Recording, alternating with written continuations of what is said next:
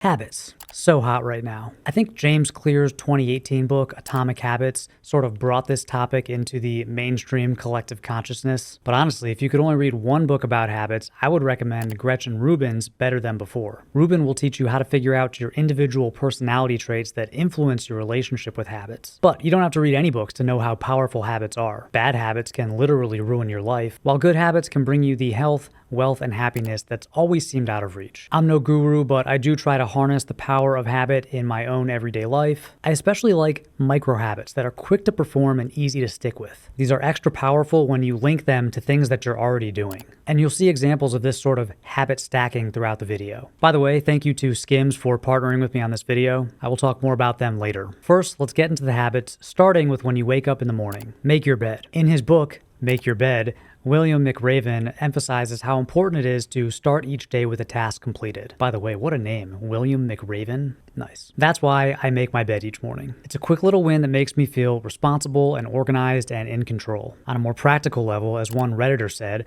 I like the way it makes the whole room look clean and put together. Making your bed also makes it less likely that you'll get back into bed. It only takes 30 seconds. Mind you, I'm just pulling up the bedspread and resetting the pillows. So there's really no reason not to make your bed each morning, especially since you can use it to trigger your next habit. Drink water. Now, I'm not one of those people who carries around a 40-ounce hydro flask all day, guzzling water like some sort of aspiring Olympic athlete. Some people take hydration too far. And by the way, you know that whole 8 glasses a day thing? That's a myth. But since many people wake up feeling a bit dehydrated and thirsty after not having drank anything for 8 hours, this is a good opportunity to give your body the H2O it craves. You know, before you start quenching your thirst with coffee and sugary beverages. I used to try to drink a whole water bottle each morning, but these days I just take a few big swigs after I make my bed. Then I can still have my coffee and breakfast without feeling uncomfortably full. Speaking of comfort, I like to start each day with a fresh, clean pair of undies, and my favorites right now are from SKIMS, who have partnered with me to bring you today's video. Specifically, I'm a big fan of their 5-inch stretch boxer briefs. These are 91% modal, 9% elastane,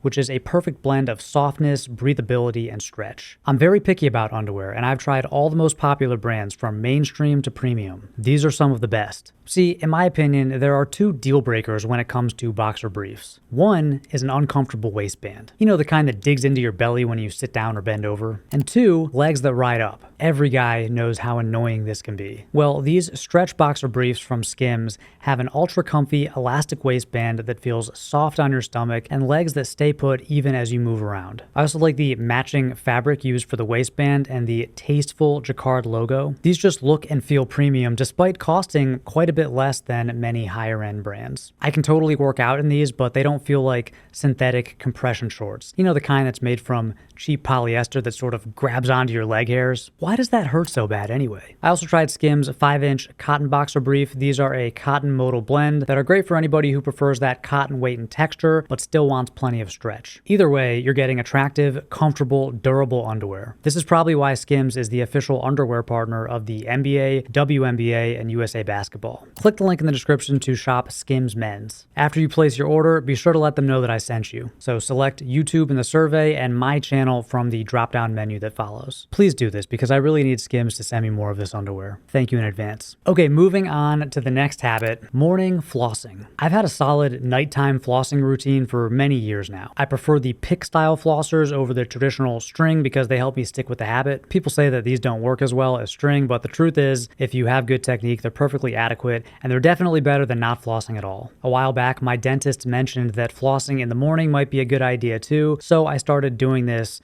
after breakfast before I brush my teeth. It takes less than 1 minute, and it's an easy habit to stack with an existing habit, brushing your teeth. If you can spend an extra 1 minute each morning to help you fend off cavities and keep your gums healthy, that seems like a no-brainer. Kitchen reset. After breakfast, before heading into the office, I tidy up the kitchen just so it's ready for the day. So when it's time to make the kids' lunches later, or if my wife is making something for dinner, the counters are cleared off, the pots and pans are clean, and the sink is empty. This doesn't take long because it only involves cleaning up the small mess that we made during breakfast and putting away any dishes that were left to dry overnight. I also clean out the coffee maker and kind of reset that so it's ready for any afternoon pick-me-ups. I put whatever food we used back in the fridge or freezer, and this sort of tidying up and putting things away just kind of ensures that things never get totally out of hand and like super messy, at least in the kitchen. Squats. I like bodyweight exercises because you can do them anywhere, anytime. It doesn't matter your level of fitness or what you're wearing, although you'll be more comfortable in SKIMS 5-inch stretch boxer briefs, which is what I'm wearing. But most people can do a few push-ups or bodyweight squats. I do 20 squat presses with a 40-pound sandbag first thing when I get to my office. So the trigger for this habit is walking in the door. I put my keys and wallet in the little tray inside the door, I put my bag down, and then I knock out a set of these squats. I know this isn't going to get me jacked or a lot stronger, but it does get my heart rate up. It definitely gives me an energy boost, and the mild full body pump feels nice. I know you're probably thinking 40 pounds is not that much for squats, and I'm only doing one set. It's not that hard of a workout. And that's by design. I never want this to feel intimidating. Like if I thought it was going to be too hard or take too long and I'm having a bad day feeling kind of tired, I would find a way to talk myself out of doing it.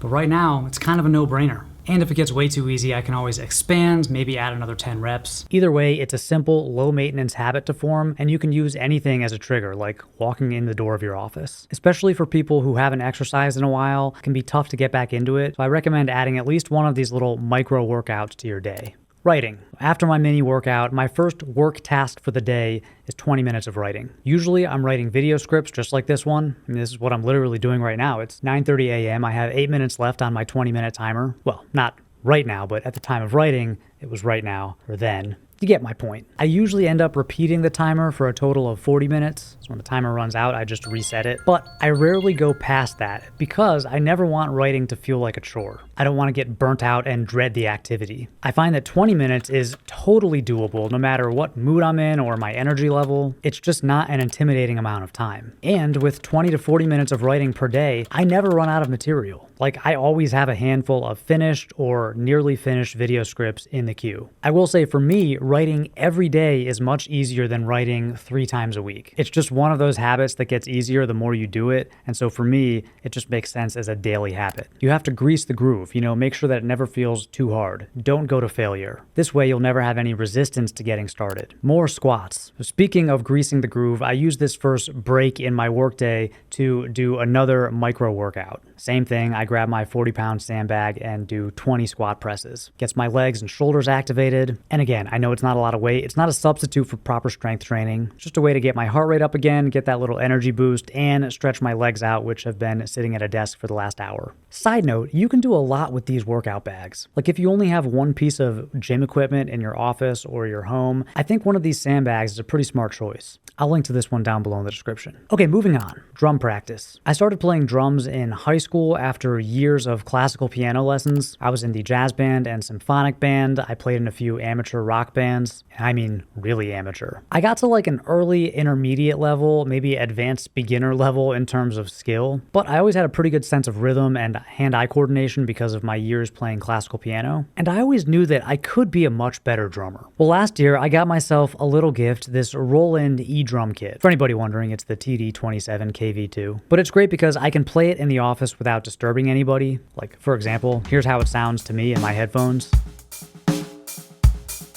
And here's how it sounds if you're in the room. Now, for the first few months after I got this, I just messed around. Like, I would just play along to songs that I liked or just kind of jam.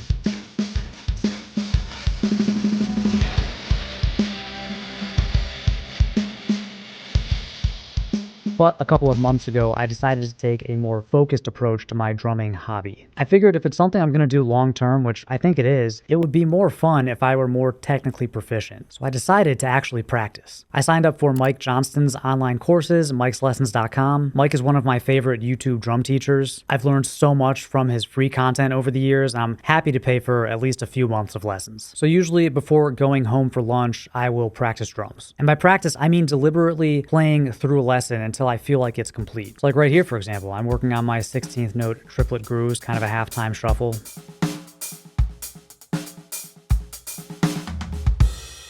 It's so satisfying when you find a new pattern or groove that feels totally unfamiliar or difficult, and through slow repetition, you just kind of etch it into your brain and to your muscles, making it part of your repertoire. That's the steep part of the learning curve that I just love. This is a new habit for me, but if I can stick with it, and I think I will, I'm gonna be a much better drummer in 6 months. If I can do it for 2 years, I'm gonna be pretty good. By the way, I have another account, Brock Plays Drums, that I upload to every now and then if you're interested in drumming content. Okay, my next habit is cleaning the kitchen. And we're fast forwarding a little bit here because my workday ends around 3. 3 to 6 is just sort of like chaotic kid time with a lot of playing. I don't really have any habits going in that part of the day. But after dinner, while my wife is getting our girls ready for bed, I clean the kitchen. This is a daily habit because I really don't like waking up to a messy kitchen. At the very least, I'll make sure that there's nothing on the counter and that any dirty dishes are in the sink. But most nights I am loading the dishwasher, scrubbing any pots and pans, wiping the counter down, sweeping the floor under the table. This whole routine takes 25-30 minutes, but I really don't mind it. I formed this habit years ago after moving in with my now wife because she enjoys cooking but doesn't like cleaning, and I'm the exact opposite, so this arrangement just makes sense. The house reset. Of course, it's not just the kitchen that needs cleaning. With a 1 and 3-year-old, our house is a war zone by the end of the day. Kids just have this weird primal urge to take everything out of its container or drawer and distribute it evenly around the house. They're not really old enough yet to pick up after themselves, at least effectively, so after they're down, after the kitchen is clean, my wife and I kind of go around the house and just reset things. It's not really cleaning, more like tidying or organizing. I used to try to do this kind of micro tidying during the day, but as my mother-in-law says, this is like shoveling your driveway during a blizzard. You should just wait until it stops snowing. Evening walk. So once the kitchen is clean, the house is reset, the girls are in bed, I like to go for a walk. I'll admit, this isn't all the time. This is kind of a seasonal habit. During peak summer, it's just too hot even for an evening walk, but I love night walks during fall and winter and early spring. I'm usually slightly burnt out at this point of the day, after a couple hours of playtime, after dinner and the bedtime routine, the cleaning. So I'll take a walk around our neighborhood. It's like a mile max. I don't listen to any audiobooks or podcasts or music. It's just kind of a time to let my brain idle and defrag. A lot of the times, this is where I'll come up with a video idea or have some other shower thought. I always feel a lot better after I get home from a little walk. PT and stretching. One of the last things I do before bed is a bit of physical therapy and stretching. I'm always trying to fix something, some nagging shoulder pain or foot pain. So I'll fire up an episode of Severance or listen to an audiobook. I'm currently reading the Expanse series, which is fantastic. Actually, I'm listening to it and the narrator is incredible. I'll grab my lacrosse ball and resistance bands and get to work. This routine varies depending on my goals. I switch it up a lot, but I found that if I have something to watch or listen to, I can easily spend 45 minutes on this sort of PT and stretching. It's a good combo because these exercises are kind of mindless, but I'd rather do something than just sit on the couch and watch TV. Brush, floss, and rinse. After I'm done with the PT, and I'm sure that I don't need another snack before bed, which is often the case, I brush my teeth. Not groundbreaking, I know, pretty much everybody brushes their teeth at night, but I've also added flossing and mouthwash to this habit. This is habit stacking in its most basic form. So if you're already in the habit of brushing your teeth, you can use that habit to add on flossing and mouthwash. The whole routine takes less than 5 minutes, and not to brag, but dental hygienists love me. So if you haven't been able to get into a flossing habit, again, I recommend using the fork style picks or even the soft picks. Definitely add an alcohol-free fluoride rinse to your routine. This stuff is so easy, and after a couple of weeks, you won't even think about it. Last up before bed, I do my homework for life. In his book, Storyworthy, Matthew Dix urges people to get into the habit of writing down the most story-worthy moment from their day. Even if it's just one sentence, the idea is to think back on your day and record one memory, one thing that you could tell a story about. This isn't supposed to be an intimidating task. Your story can be tiny and totally insignificant. It can also just be something you randomly remembered from the past, like it doesn't have to be from that day. For example, here are some random selections from my Homework for Life notebook. Nothing too special. The point of this exercise is to help you remember more of your life and help you realize that your life really is full of these interesting, emotional, funny, sad, rich moments. They happen every single day, all the time. We just tend to forget them. Even just looking back at my notebook when I was working on this script was really fun. It's crazy. You can just read one sentence that you wrote down 6 months ago and the memories come flooding back. The key with this habit is to make it stupid easy. Don't overthink it. Don't write more than 1 or 2 sentences. I do this on my phone using the Notes app. I know it's not great to have your phone in bed, but for me, this is like the only way that I can really stick with this habit, and that way I have it all in one place. Once you do this Homework for Life habit for a few days, it actually becomes pretty effortless. Highly recommend it. In conclusion, that's my list of small daily-ish habits. I say ish because it's okay to miss a day every now and then. Try not to miss 2 in a row. All of these habits have had an observable positive impact on my life. Even on a day where I'm not super productive or I don't feel my best, if I can do the things on this list, I know that I've moved the ball forward. I'm still on track. But I would love to hear from you. What habits are you sticking with these days? Let me know down in the comment section. Thanks again to SKIMS for supporting the channel by partnering with me on this video. I will link to these boxer briefs down below in the description. Thank you as always for watching, and until next time.